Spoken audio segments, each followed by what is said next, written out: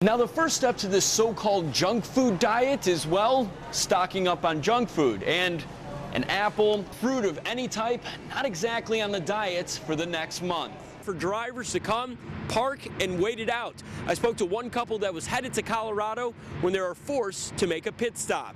Here's a look at today's top stories. A Reno County judge rules a man is competent to stand trial for the death of a Hutchinson mother. All right, so I've traded in the shirt, the tie, the pants, and threw on some of my biking and skating gear, I guess you could say, and it's time for this reporter to give this ramp a try. Actually, I think I'm just going to leave the riding to the kids in this case. Fighting back tears, Kristen Long, the daughter of William Zachary, did the best she could to put everything into perspective. Eyewitness News reporter Karl joins us live from the casino. And Karl, how'd it go today?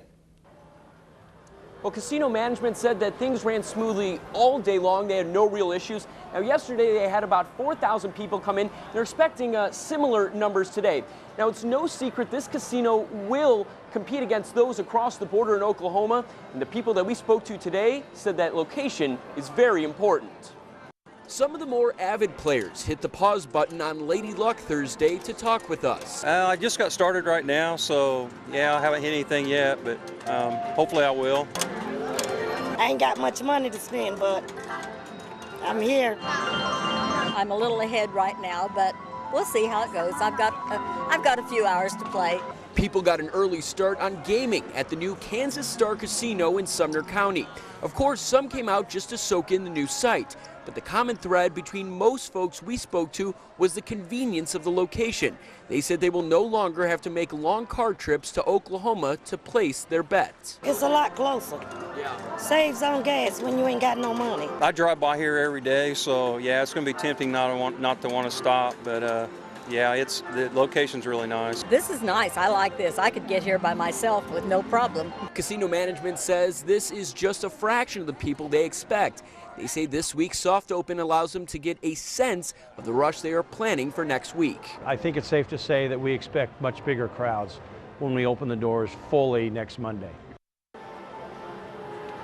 Now, the only issue that we did hear about was the need for more workers on the gaming floor, and casino management says that they plan on adding 300 more workers in the next year. We'll cover that angle coming up on Eyewitness News at 6. For now, reporting live at the Kansas Star Casino, Karl, back to you guys in the studio. Welcome to Mrs. Dean's fourth period journalism class at Beloit High. It's surreal, and I think a lot of our readers, his classmates, at first didn't think it was for real. Here, students are assigned to assemble the Trojan Times, the school's newspaper. I think they're all believers now. Heading the feature section is junior Eric Pauls. I've learned to ask follow-up questions, and that's a big thing for me instead of just going down the list and saying, okay, next question. The follow-up question for Eric, what makes his column in the school paper so special? I did Larry King, and then the month after that, Gene Simmons.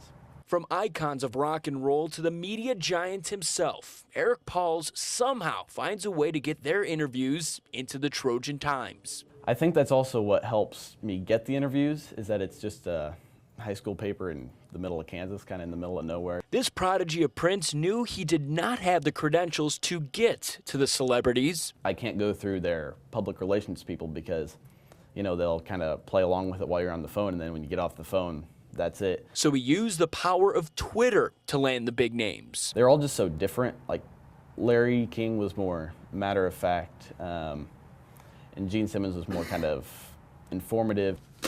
It's pretty amusing to look inside the Trojan Times here at Beloit High School. For example, on one side, you've got your favorite Halloween shenanigans, or you could flip it over and read an in-depth article with media icon Larry King. He gets very little guidance or structure from me. I just stand back and watch him go. The next interview for Eric, he says he's eyeing either Sarah Palin or John McCain. For the brighter side, Karl, KWCH 12, Eyewitness News. Damage from last night's storm that affected the town of Abilene could be seen before actually getting inside the town. Traveling east on I-70, several of the large road signs that marked the exit for Abilene were pushed back, bent over, and twisted thanks to some high winds. Now, once inside the town, we saw a whole lot more damage. Yeah, I've got to go get more quarters. Ran out of quarters. I need to go get more quarters, finish vacuuming out, and then take it up and see about getting an estimate on it. Nancy Kelly says she's just being a good mom. Her son's car was hit hard by hail Wednesday night. Nancy spent the day trying her best to clean it up. All of a sudden, it just started coming down. It was just a small pea-sized hail, and then it just started getting bigger and bigger. This is what fell from the sky in Abilene. Jesse Howard collected these hailstones. Howard called his family lucky, saying a table on his deck was the only thing damaged. My wife and daughter came running to me and said, it's starting to hail. We came out, and at first it was little stuff, and then all of a sudden these great big ones just was pounding everything. I mean, it sounded like it was coming through the roofs and the windows would break. I couldn't believe the windows held up as well as they did. Been out here for a couple hours. Many neighborhoods across Abilene looked just like this one. Cleanup may have been a pain, but it's a common thing around these parts. If you don't know how to dodge a storm, you're going to be in trouble. In Abilene, Karl, KWCH 12 Eyewitness News.